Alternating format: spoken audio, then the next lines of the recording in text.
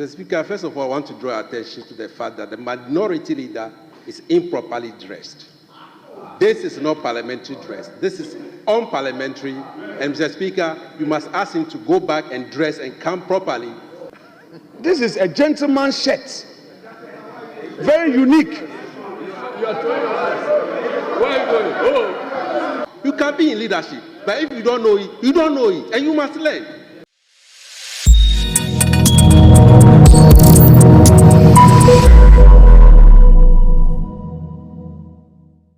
One of our duties in this chamber is to accord one another respect, show courtesy, so that we can live together in this chamber as a family, although we may have our views. Mr. Speaker, Honorable Jerry Ahmed is in leadership. He is one of the 5 on the minority side. He raised an issue of time to draw the attention of the chair. Mr. Speaker, and I know also that honorable member for Ho Central West, Ho West, thank you for the correction, Honorable Bejra. Mr. Speaker, though he didn't speak into the mic, but he got up rudely, throwing his hands. Mr. Speaker, with the greatest respect, the least we can do is to extend courtesies. He's in leadership.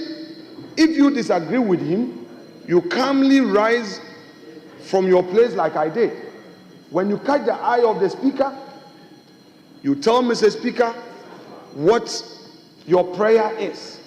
When Mr. Speaker rules, you either abide or you use the right processes to challenge him. Mr. Speaker, my colleague is in leadership. I do not think that it is appropriate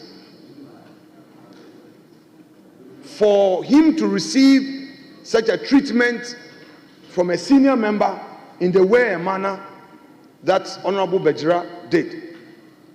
In this chamber, it's now obvious to us that you don't need to act for records to capture you, to trigger even a petition. We are enjoying the new president. So we have taken notice of his conduct. He didn't need to speak into the mic.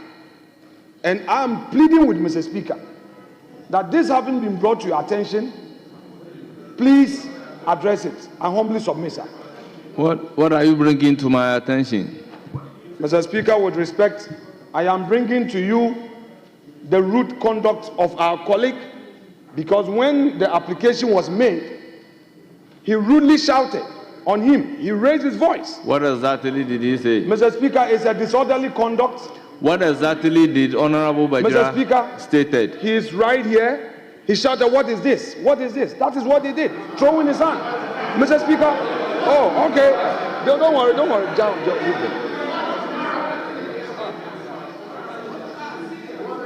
Honorable members, are you done? Honorable Minority Leader. Mr. Speaker, with respect, because of the noise that came from the other side, I wanted to wait on them so that I can advance my points, sir. Very well.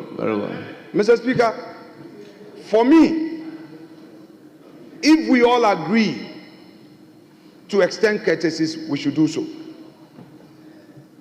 Honorable Jerry Ahmed is a leader, and he brought the matter to your attention.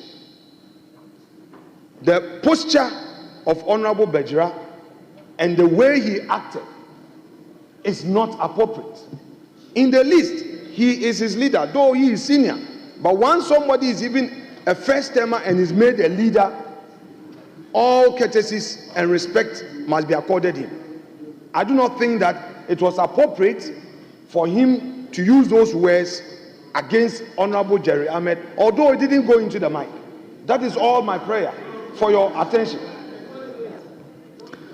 Honorable members, before giving the floor to Honorable Emmanuel Bajra, I ordered that wherever the minority leader used the word rude should be expunged from the record. Honorable Vajra, you have the floor. Thank you, Honorable Speaker, for giving me the opportunity. Mr. Speaker, I agree that Honorable Jerry is in leadership and should be given the courtesy. Mr. Speaker, first of all, I want to draw attention to the fact that the minority leader is improperly dressed. This is not parliamentary dress. This is unparliamentary. And Mr. Speaker, you must ask him to go back and dress and come properly to the floor of the House. Mr. Speaker, I want the minority leader to bring to the House the statement that I've made to the effect that it's unruly to the leader from his side. Having said that, Mr. Speaker, you have rule from Order 64, which says that the bell should be rung, and you called the clerk to ring the bell, and that is in order according to our order. And so, why would any member, having heard you clearly stated that the bell should be rung, who rise again to that effect that we have 7 minutes to the time of your ruling? What does that mean? So I stood up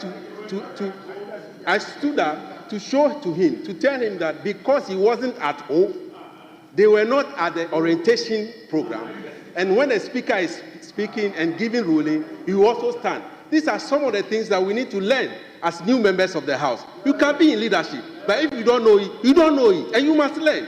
And our leader, our friend, Jerry, must learn the rules of this House and start interrupting anyhow. We'll continue to help them. Mr. Speaker, when I came to this House, the first thing that happened to me when I started speaking was that Honorable Papa Osu Nkrumah stood up more than 3 times just to interrupt me. And after that, he called me and said, I did this because I want you to learn the rules of the House. Jerry must learn the rules of the House. Thank you, Mr. Speaker. Honorable members, minority leader. Mr. Speaker, thank you very much. Mr. Speaker, I believe that I brought a matter to your attention. The member who got up, in fact, did not deny his action, but went further to attack the honorable colleague in leadership. Mr. Speaker, you should learn and all. You heard it, so I wouldn't want to repeat it. Mr. Speaker, what is it that he did that makes him think that his rising to draw your attention to a matter amounted to he acting wrongly? Mr. Speaker, we would continue to extend courtesies to colleagues and to the chair. If we bring matters to your attention and nothing is done, and even the member who is the offending party decides to escalate it by going after the member who is complaining in such a manner, Mr. Speaker, what it means is that it will create a platform for this House to condescend. It may create a platform for this House to condescend. He has condescended by the words he's used against a leader on this side. and see 3 of our colleagues in leadership on the other side seated. 3 of our colleagues in leadership, at least. Honorable Ricketts is the acting leader, and he's heard words that are being used to describe a leader on our side. To end it, he now goes further to talk about my dressing. With respect, Mr. Speaker, this is cubavera. This is cubavera. When we were young, they call it a crutch for shirt, a gentleman's wear. Sometimes we should not use some form of ignorance to rather say things that we don't know. How do you say that cubavera? No. How do you say it for Hansa to capture? That cubavera is a shirt which, when one wears, it amounts to improper dressing and is not parliamentary. The last time somebody attempted to say that cubavera is a pajamas, and Mr. Speaker corrected that person. This is a gentleman's shirt, very unique. Very, very unique. So, Mr. Speaker, to gloss over it would mean that the chair is indirectly endorsing what he has said. Mr. Speaker, I have said time without number in this chamber that we in the minority are observing a certain trend of precedence. There is no problem. We are observing it. And if these continue, Hansard will record, and then I'm sure that one day, would all rely on it as a good authority. If nothing is done about it, I so submit. Thank you very much.